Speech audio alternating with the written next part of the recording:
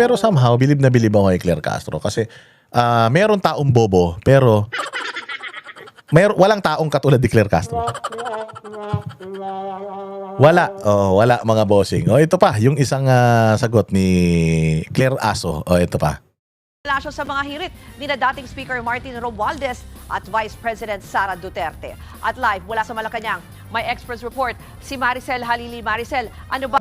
Grabe no. Kasi yung tanong kanina nung ni Ivan Mayrina, sabi niya, so ang pagkakaalam ng presidente, being DPWH Secretary Bonoan is his alter ego, being siya ang nagpapatakbo ng ahensya na ito,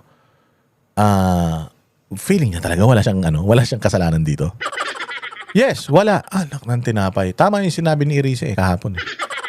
Oo it's either may sinabi siyang mga words kahapon na yung isang bagay or incompetency. Incompetent siya, ibig sabihin, which are both impeachable offense. Yun yung sinasabi ni Irise nung in-interview namin siya. It's either this or it's a question of this and competency, which is both impeachable offense. So dapat talaga ma-impeach ito presidente na to. Antay mo walang alam, inamin ng kanyang spokesperson niya na ang interpretasyon ni Bongbong sa mga ahensya ng gobyerno niya wala siyang pananagutan kung sumablay lahat yan. Siya naglagay ng tao diyan. Siya nag-approve ng budget pero wala siyang kasalanan. Bilib ako talaga. Bilib ako dito kay Claire Castro. Sagad ang pagiging tarantado nito. Oo, sagad ang pagiging tarantado nito. Kung sino man ang mga magulang nito, putang ina, magbunyi kayo. Nung nagtangkangan kayong mag-asawa, puta, nakabuo kayo ng tarantadong tao.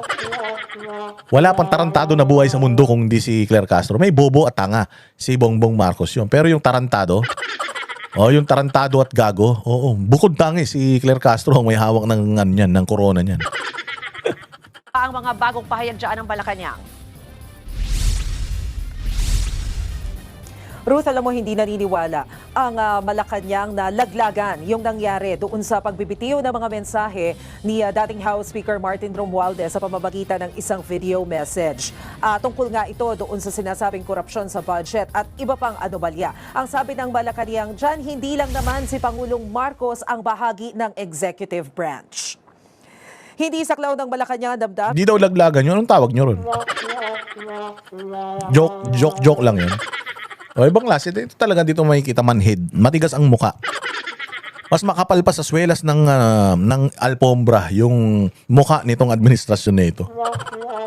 So ibig sabihin wala talaga silang tatanggapin anything na galing sa kahit kanino na hindi sila nagpe-perform ng maayos. Wala. Ganyan ang legasiya ng gobyernong ito, maging manhid. Walang iya. Pantaki mo, klaro. Kaya nga sabi ko ito kasi si Romualdez, tanga rin kasi. Sinabi niya na sana yung pangalan ni Bongbong Marcos para tapos na. Hindi. Executive, alam naman bobo to si Claire Castro. Hindi niya talaga maintindihan yung ibig sabihin nun.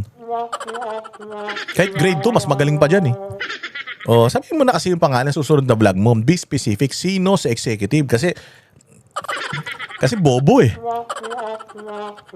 Ikaw talaga, Martin, ha? Halatang palabas nyo lang yan ni Bongbong Marcos yung ginagawa nyo, ha? Ni dating Speaker Romualdez. Ito ang tugon ni Palace Press Officer Claire Castro matapos sabihin ni Romualdez sa kanyang video message na hindi siya papayag na maging fall guy sa isyu ng korupsyon. Sinabi pa ni Romualdez na mas lohikal sabihin na command responsibility ng sangay ng ehekutibo ang national budget at hindi ng Kongreso. Sagot dito ni Yuse Castro, kaya nga mismong si PBBM ang nag-utos na imbestigahan ang mga anomalya sa flood control project dahil ayaw niya ng cover-up at gusto niyang panagutin kung sino man ang may sala. Ito rin daw mismo ang dahilan kung bakit binuo noon ang Independent Commission on Infrastructure o ICI. Hindi naman masagot ni Yuse Castro kung kamusta na ang relasyon ng Pangulo sa pinsan na si Romualdez. Pero mula raw nang italaga siya bilang Palace Press Officer ay hindi niya pa nakitang mag-usap ang dalawa. Narito ang bahagi ng pahayag ni Yuse Castro.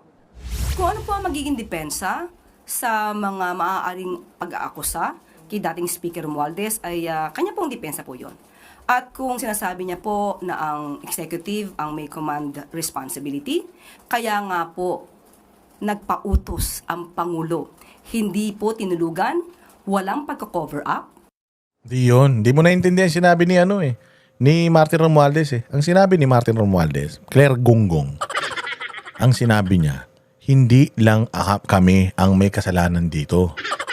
Kung hindi, pati ang executive. At when you say executive, yung buo, kabuuan, lahat yun. At sino ang leader nun?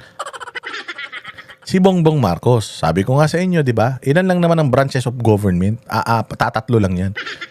O, legislative, judiciary, tsaka executive. Sino ang representative ng executive? Si Bongbong. Alam ka naman si Bunuan. Gago talaga eh.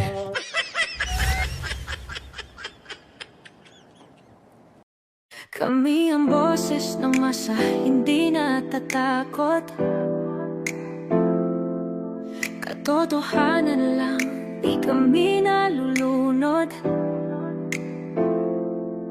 Walang bahid ng sismis, lahat ay totoo. Kahit sino ka pa, pag mali ka babanatan ka. Walang pinipili kulay, wala kaming kinikilingan. Basta para sa bayan, kami lalaban. Pag tama palakpakan, pag mali banatan. Di matitinag, di matatakot, para sa bayan tuloy ang sigaw. Sa harap ng kamera, walang halong takot. Mga baluktot, lahat kayo'y tutumba. Ang hustisya at totoo, yun lang ang mahalaga. Kahit sinong harang, di kami matitinag. Walang pinipiling kulay, wala kaming kinikilingan. Basta para sa bayan, kami lalaban. Pag tama palakpakan, pag mali banatan. Di matitinag, di matatakot, para sa bayan tuloy ang sigaw. Kung nasa tama ka, ikaw ay aming kasama. Pero pag mali ka, handa ka na bang mabasag? Banateros kami, walang inuunan. Dahil bayan muna, bago ang sarili.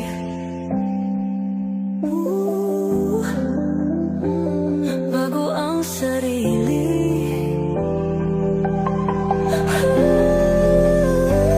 Pag tama palakpakan, pag mali banatan. Banateros ang sigaw, katotohanan ang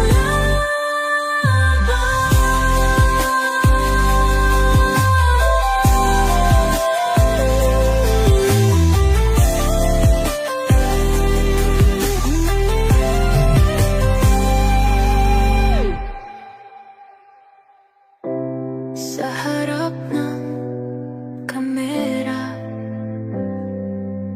walang